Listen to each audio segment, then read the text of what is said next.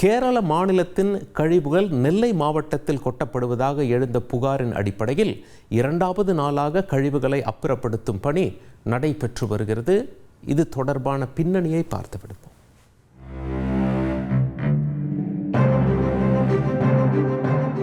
சிரிஞ்சுகள், இரத்த மாதிரிகள் என ஆபத்தான மருத்துவ கழிவுகள் நெல்லையில் உள்ள பல பகுதிகளில் கொட்டப்படுவதாக தொடர்ந்து புகார்கள் எழுந்தன.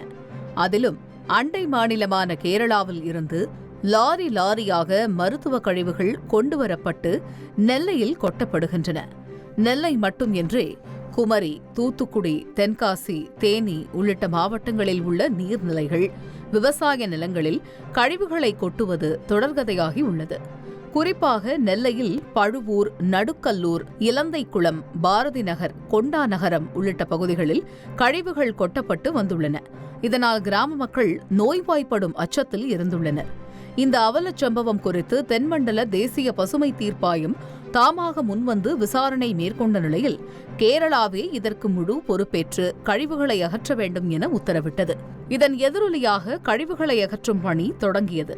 பணி தொடங்கிய முதல் நாளில் சுமார் 18 லாரிகளில் கழிவுகள் அகற்றப்பட்டு மீண்டும் கேரளாவிற்கு அனுப்பி வைக்கப்பட்டன.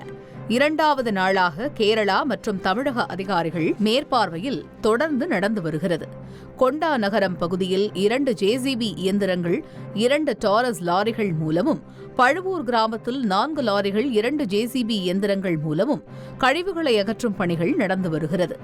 இவ்விவகாரம் விஸ்வரூபம் எடுத்து வரும் நிலையில் விதியை மீறி கழிவுகள் கொட்டப்பட்டால் கடும் நடவடிக்கை எடுக்கப்படும் என கூறியுள்ளார் அமைச்சர் KN நேரு.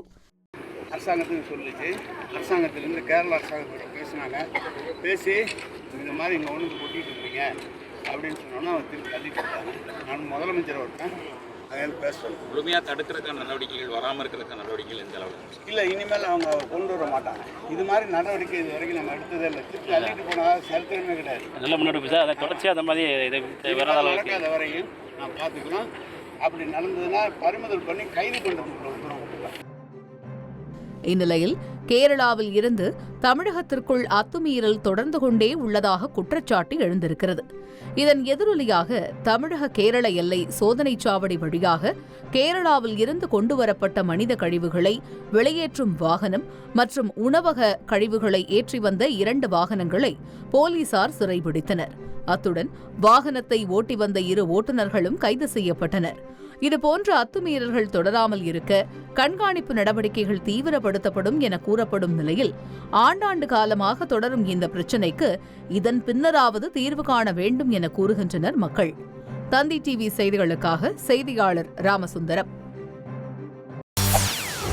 செய்திகளை உடனுக்குடன் தெரிந்து கொள்ள உடனே சப்ஸ்கிரைப் பண்ணுங்க.